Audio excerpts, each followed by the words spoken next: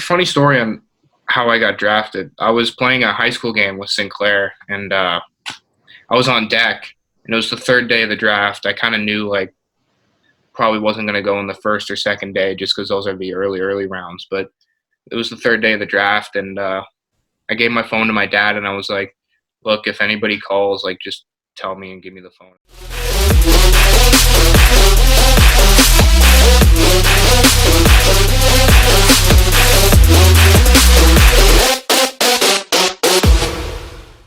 Hello, everybody. Welcome to episode 24 of the Underrated Podcast, the podcast where we talk to you about sports and rant about a bunch of stuff that we think should be ranted about.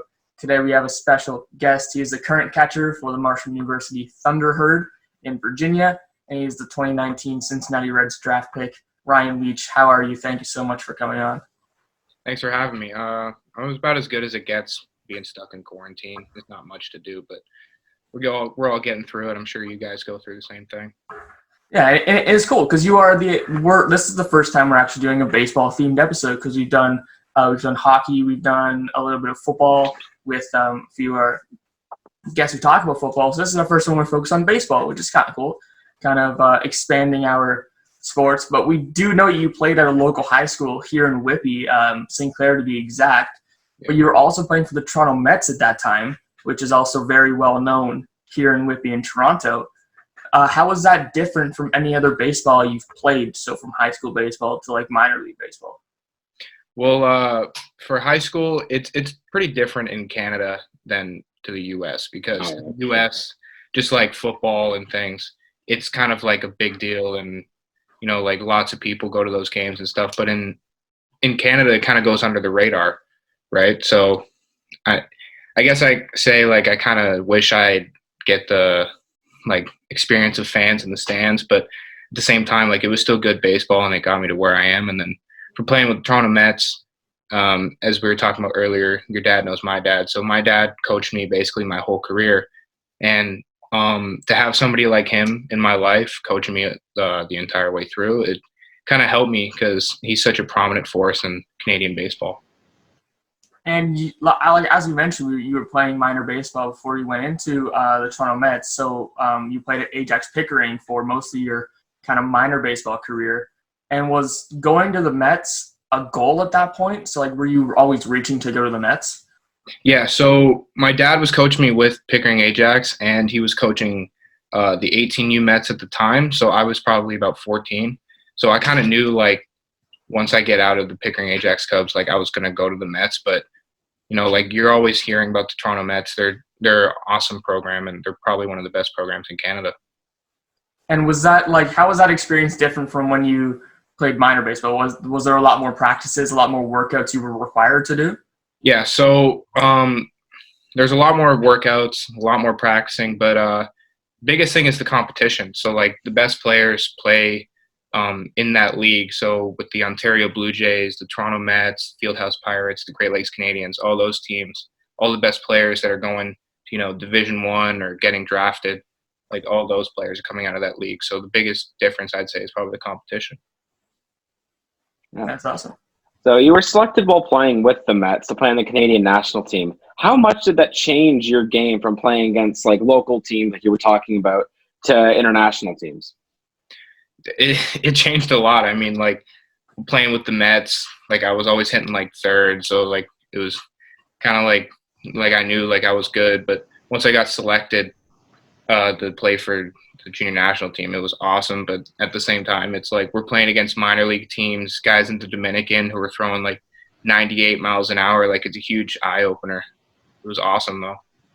Was that was that experience new for you? Like, did you never thought that you were ever going to face, like you said, a 98 mile an hour fastball coming into the Toronto Mets?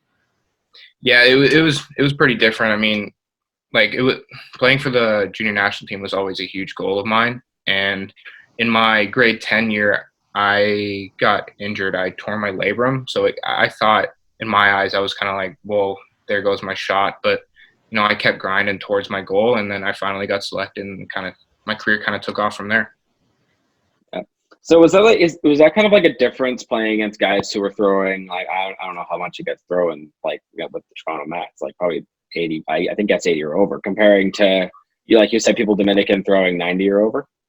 Yeah. So guys, speed in that league is probably like 86 to 88, and then jumping from 86 to 88 to like consistently, it takes a while getting used to, but once like you're on that team for a reason, right? So once you get used to that, it kind of becomes natural. Was that like a big step for you going up from the Mets to the Canadian national team?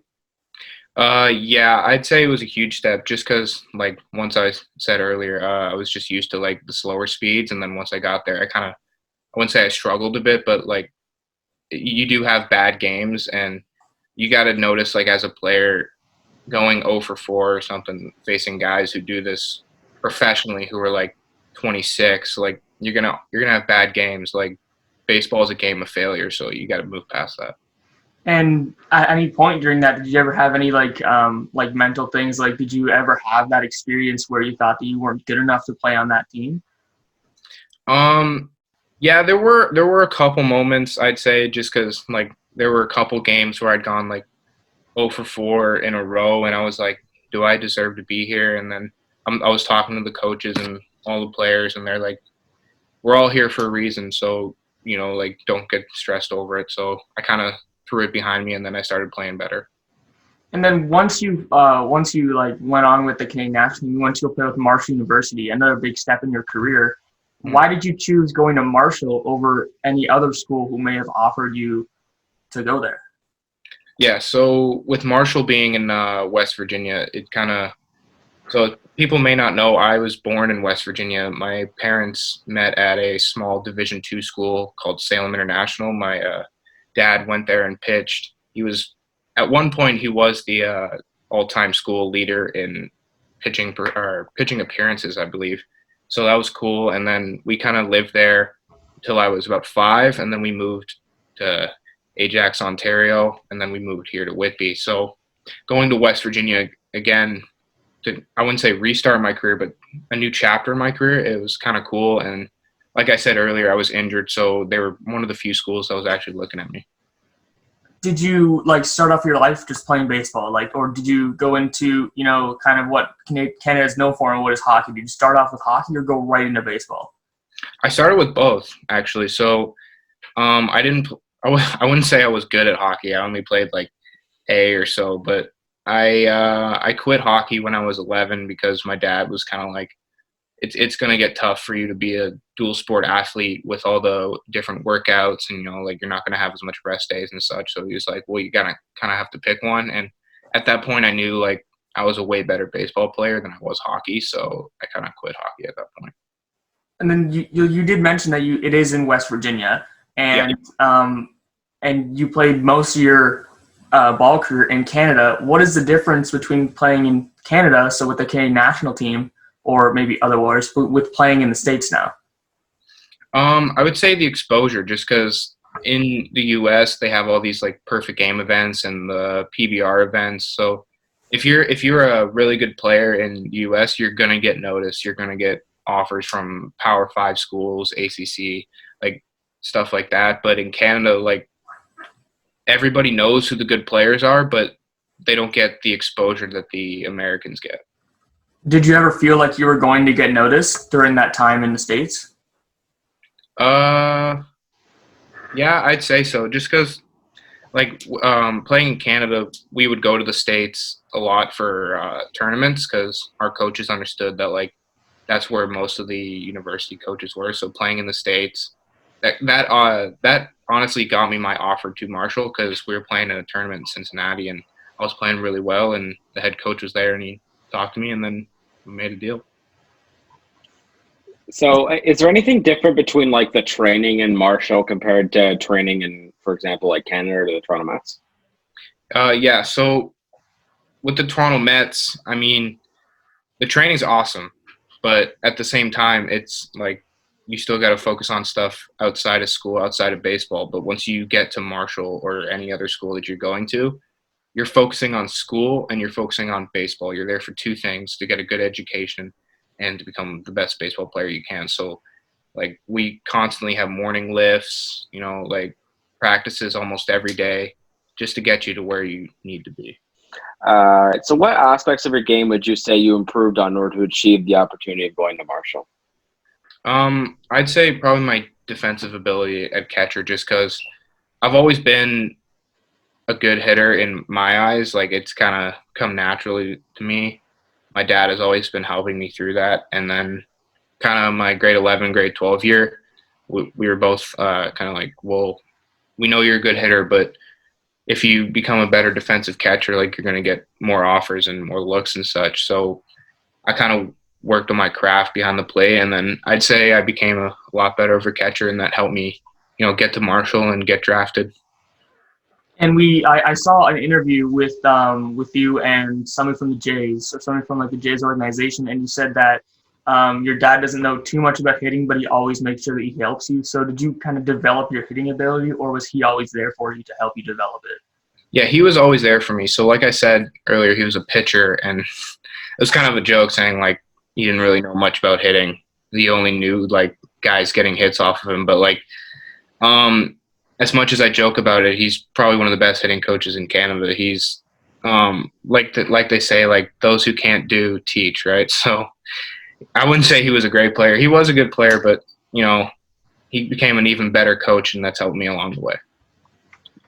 So you talked about as well, like the tournament in Cincinnati. Is that where you kind of found out that hey, you may be drafted by the Reds? Or well, funny story on how I got drafted. I was playing a high school game with Sinclair, and I was on deck, and it was the third day of the draft. I kind of knew like probably wasn't going to go in the first or second day just because those are the early rounds. But it was the third day of the draft, and I gave my phone to my dad, and I was like, look, if anybody calls, like, just tell me and give me the phone. And I was on deck, and he's like, hey, you're getting a phone call. And I was like, oh. Like, I had to run off. I answered the phone, and it was the Cincinnati Reds. And they were like, hey, man, we're looking to draft you here, like, stuff like that. And I was like, that's awesome, but I have to go hit. So, like, I had to go run and hit. And I hit a single, and then, like, I came around and scored, and I was tired, and I called him back, and I was out of breath, and we talked from there. But yeah, like I wouldn't say it was for sure that I was going to get drafted, but in the back of my mind, I knew like I worked so hard for it. If it was meant to be, then I was going to get drafted. So then, what did that like? Did you tell your teammates that you're like, oh my god, I just got drafted? Like they're going to draft me, and you got drafted on deck, which is actually kind of funny. Nobody's going to experience that probably ever again, but did you like tell your teammates? How excited were you in that moment? I was ecstatic. I mean, like the call happened, but they didn't draft me right away just because I kind of told them like I'd made my decision to go to school. So they were like, okay, we're going to draft you later. So they drafted me in the 30th round. So the game had been over by then, and I was driving home. I kept getting notifications on my phone. I was like, what is happening? And my friend who I was driving home, he was like, dude, you just got drafted. I was like, no way, show me. And he showed me, and it was awesome. I mean, like, everybody was congratulating me, and it was, like, it's just a weight lifted off your shoulders because you've been working so hard for something, and then for it to finally happen, it's tough to explain, honestly. That's awesome. That's awesome. So you're obviously a catcher as well, and you hit, but what are some of the best and worst things about being a catcher? So kind of being behind the plate. I'd say the best thing is the catcher is the leader of the defense, right? So it's kind of like the quarterback in football. So I kind of like assuming that leader role. I kind of like being loud on defense and stuff like that. And I kind of, like give everybody tips and stuff like that. And then probably the worst thing is, you catch 4 games, 5 games in a row, like, your legs are going to be feeling it. You got to be in the training room constantly getting work done on the legs. But, it's worth it because catcher's got to be tough, and I kind of like that about it. Is there a difference in training between a catcher and, like, an outfielder? I wouldn't say there's a difference necessarily, just in the specific work. So, like, catchers are constantly with the pitchers, getting, like, certain pitches down for the pitchers, knowing, like, what they want to throw in certain points of the game or certain counts or to certain hitters and stuff like that. But I wouldn't say it's different just because everybody on the field is working just as hard as anybody else. And now moving kind of into the offseason to where you are now is obviously a pretty hard time. Obviously, there's a lot of kids that are missing their baseball season right now. How are you staying active and how are you staying ready for anything that could happen at this point?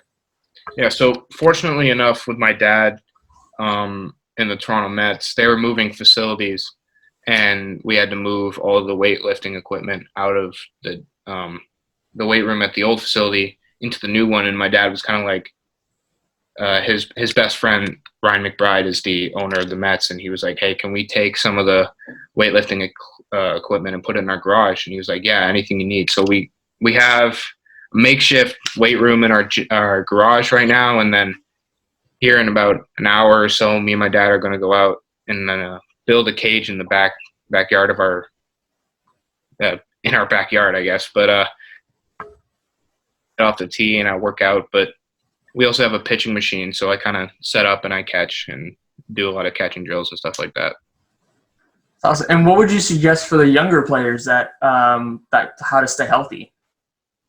So I would say one, if you want to you want to work towards a goal bad enough, you're going to find a way to work. So one of my best friends, Noah Hall, he's working out in his garage and he's got like a pipe and 2 tires on it, and he's just doing squats and everything. And for the younger kids, like just hitting off the tee and making sure, you're waking up at a decent time every day, going to bed at a decent time, just not getting out of any ordinary habits.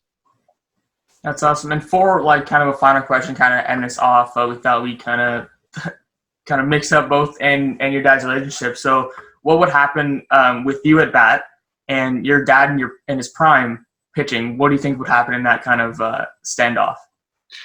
It's tough to say because he's seen me play so long, so he kind of knows my weaknesses and my strengths. But at the same time, I'm confident, so I feel like I'd definitely get a hit, maybe hit a home run, but who knows? That's awesome. So we thank you so much for coming on. We'll definitely have you on in the future. And yeah, stay safe. Thanks for having me, guys. Make sure you wish your mothers a happy Mother's Day.